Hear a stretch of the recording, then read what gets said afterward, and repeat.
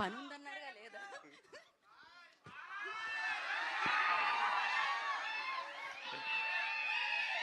Sunday కదా, కొంచెం బిర్యానీ గట్టిగా తిన్నట్టున్నారు అందరూ ఈరోజు.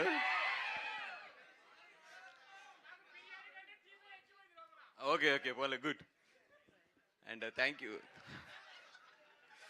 And thank you so much for first media. ఎప్పుడు కూడా మా సినిమా ఫంక్షన్స్ ఏదొచ్చినా కూడా మీరు ముందుండి మా సినిమాలన్నింటిని కూడా బాగా ఎంకరేజ్ చేస్తారు. యూవీ క్రియేషన్స్ ఈజ్ లైక్, అంటే నా సంస్థని, యూవీ క్రియేషన్స్ అంటే నాకు ఒక సొంత సంస్థ కింద అది. GA2 పిక్చర్స్ కానీ యూవీ క్రియేషన్స్ కానీ రెండు కలిపి చాలా సినిమాలు, మంచి మంచి సినిమాలు తీసింది. అండ్ వంశీకి నాకు ఉన్న జర్నీ ఒక 20-25 years journey. Vamshi boy of course, yeah.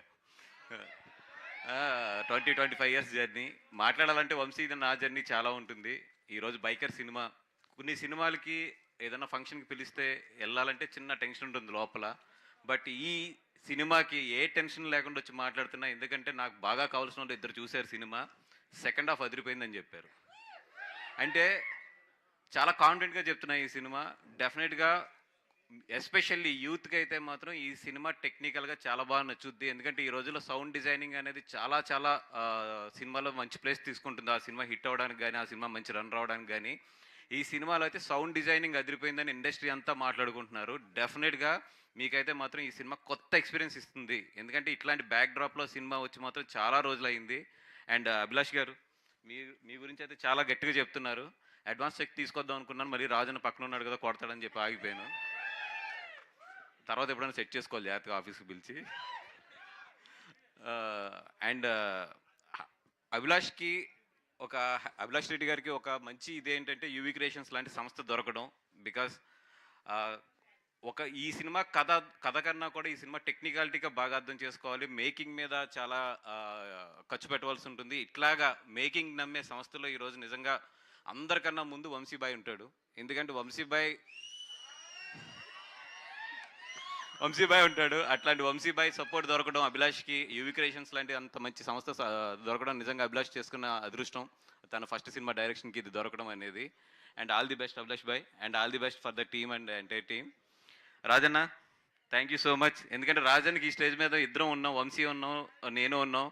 మా ఇద్దరు కెరియర్స్ అంటే డిస్ట్రిబ్యూషన్ కెరియర్స్ రాజన్న చేతిలోంచే స్టార్ట్ అయినాయి. నా దగ్గర 49 రూపాయలు అడ్వాన్స్ తీసుకుని నాకు ఆర్య సినిమా ఇచ్చాడు రాజన్న.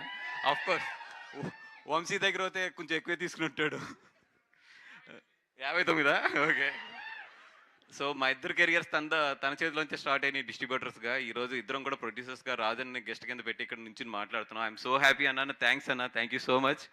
అండ్ శర్వా గారు, నాకు తెలిసిన ఇండస్ట్రీలో చాలా sweetest person.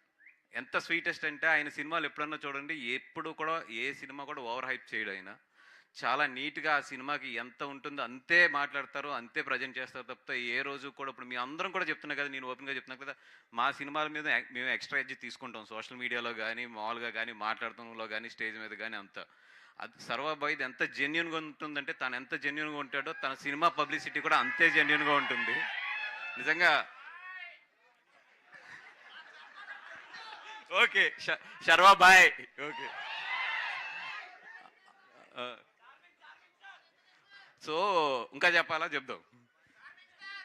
So charming star Sharwa boy, తన జెన్యూనిటీ ఎంత ఉంటుందో సినిమాలో కూడా అంతే జెన్యూనిటీ ఉంటుంది. అంటే తను చూస్ చేసుకునే కథలు కానీ కానీ నిజంగా చెప్తున్నాం. మన సంక్రాంతికి తనకు వచ్చిన సినిమా. ఓకే మేడం వచ్చింది సార్, ఆగుదో.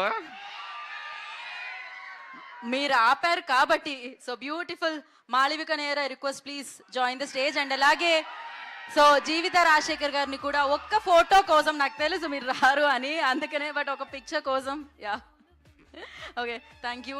మాళవిక జాయిన్ అవ్వగానే ఒక పిక్చర్, దానికంటే ముందు మనం కంటిన్యూ చేద్దామండి. యా. అండ్ ఈ సినిమా అదిరిపోతుంది. అందరికన్నా కూడా శర్వా గారి గురించి ఈ సినిమా బాగా ఆడాలని కోరుకుందాం. ఎందుకంటే మొన్న మంచి సినిమా చేశారు ఆయన సంక్రాంతిలో. ఆ సినిమా కన్నా కూడా ఈ సినిమా ఇంకా చాలా బాగా ఆడాలని కోరుకుందాం. Thank you so much.